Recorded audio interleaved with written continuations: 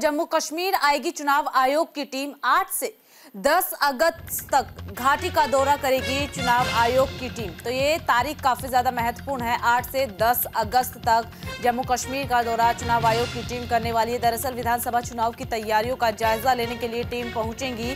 CEC Rajiv Kumar के नेतृत्व में टीम घाटी में जाएगी और वहां की तैयारियों का जायजा टीम लेती हुई नजर आएगी, क्योंकि अब घाटी में विधानसभा चुनाव होने वाले हैं और विधानसभा चुनाव से पहले टीम वहां पर पहुंचकर स्थिति का जायजा लेती हुई नजर आएगी, समझती हुई नजर आएगी कि किस तरीके के हालात घाटी में बने हुए।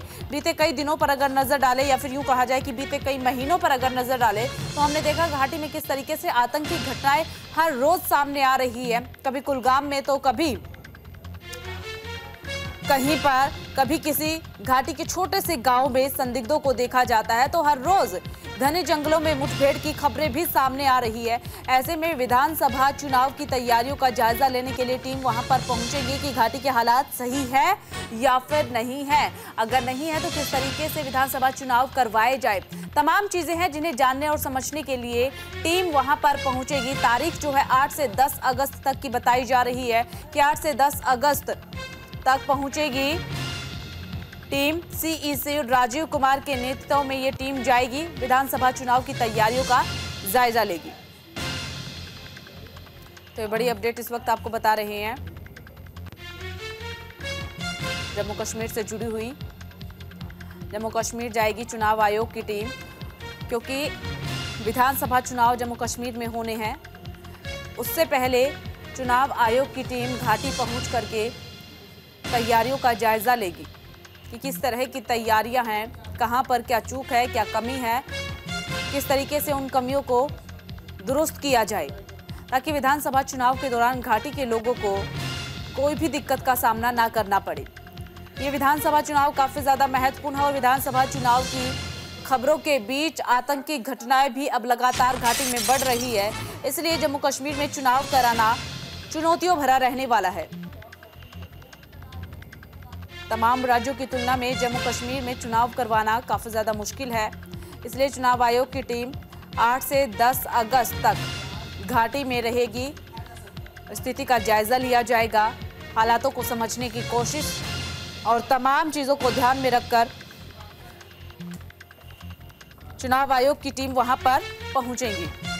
देखिए, आपको बता दें कि जम्मू कश्मीर विधानसभा चुनाव से पहले तैयारियों का जायजा लेने निर्वाचन आयोग का कश्मीर दौरा अगले हफ्ते होगा। 8 से 10 अगस्त तक मुख्य निर्वाचन आयुक्त राजीव कुमार, आयुक्त ज्ञानेश कुमार और सुखबीर सिंह संधू 8 से 10 अगस्त तक जम्मू और कश्मीर यानी कि घाटी में चुनावी तैयारियों का जायजा लेने के लिए पहुंचेंगे और इस दौरान कई बैठक करते हुए भी नजर आएंगे। निर्वाचन आयोग के सूत्रों के मुताबिक जानकारी मिली है कि 8 और 9 अगस्त को 3 आयुक्त और आयोग के आला अधिकारी जम्मू में सुरक्षा बलों की तैनाती, आवाजाही, चुनाव की तैयारियों के साथ साथ राजनीतिक दलों, मुख्य निर्वाचन अधिकारियों और अन्य जिलों के प्रशासनिक और पुलिस अधिकारियों के साथ बैठक करेंगे। और उसके बाद 9 अगस्त दोपहर के बाद 10 अगस्त शाम तक आयोग श्रीनगर में ही रहने वाले हैं, स्थिति को समझने वाले हैं। इतना ही नहीं बल्कि ये भी जानकारी मिल रही है कि सब कुछ नियोजित और आशा के अनुरूप रहा तो 19 अगस्त को अमरनाथ यात्रा पूरी होने के बाद किसी भी दिन चुनावी कार्यक्रम की घोषणा भी की जा सकती है। ऐसी जानकारी भी सूत्रों के हवाले से मिल रही है। देखिए, आपको बता दें कि आयोग से जुड़े हुए उच्च पदस्थ सूत्रों के मुताबिक जम्मू संभाग और कश्मीर घाटी में आतंकी घटनाओं से लेकर सरकार, सुरक्षा बल और प्रशासन विधानसभा चुनाव की तैयारी करने के लिए पहुंच रहा है, जायजा लेने के लिए पहुंच रही है ये टीम। चलिए, ज्यादा जानकारी के लिए ग्राउंड जीरो का रुख कर लेते हैं। सहयोगी दीपांकर हमारे साथ जुड़े हैं। दीपांकर, क्या कुछ जानकारी है? जम्मू कश्मीर पहुंचेगी विधानसभा चुनाव की तैयारियों का जायजा लेने के लिए चुनाव आयोग की टीम। बिल्कुल सही आप बता रहे हैं और हम आपको बताते चले कि chief election commissioner Rajiv Kumar और जो उनके साथी इलेक्शन कमिश्नर हैं वो जो हमें जानकारी मिली है श्रीनगर और दौरा दोनों ही श्रीनगर और जम्मू दोनों ही जगह पे जाएंगे। तमाम जो पॉलिटिकल पार्टीज हैं उनके साथ मीटिंग भी करेंगे और एक बात हम आपको जरूर अपडेट देना चाहते हैं। 5 अगस्त 2024 यानी कि 5 साल हो जाएंगे धारा 370 रहते हुए 5 साल हो जाएंगे यूटी बने हुए और यूटी बनने के बाद तुरंत जो एक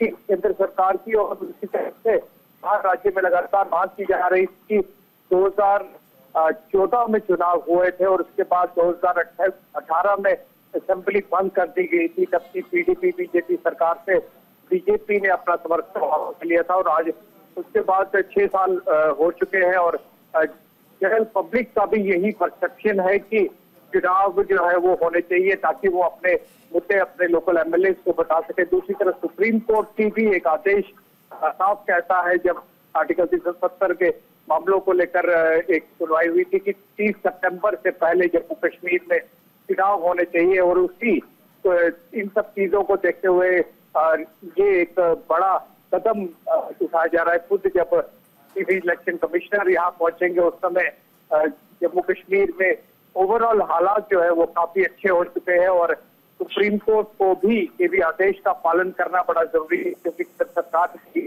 ये अब बड़ा ही मुश्किल लगता है कि वह वहां पर जाके एक बार फिर से कहे कि हालात ठीक नहीं है, चुनाव नहीं हो सकता। इस तरह की कोई बात केंद्र सरकार जो हमें बीजेपी के सूत्र बता रहे हैं वो नहीं करने चाहिए।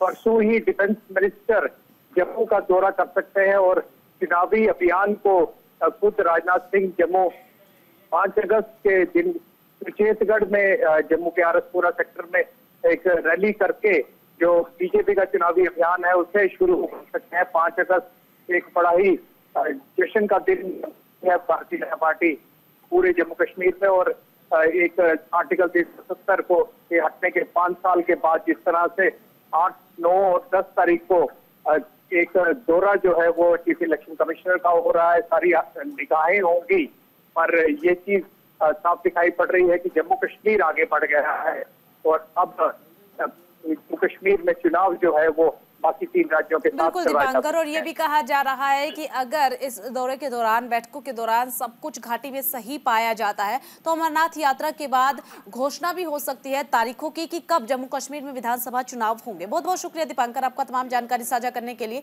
यहाँ वक्त तो चला एक छोटे से ब्रेक का, जल्द हाजिर होंगे।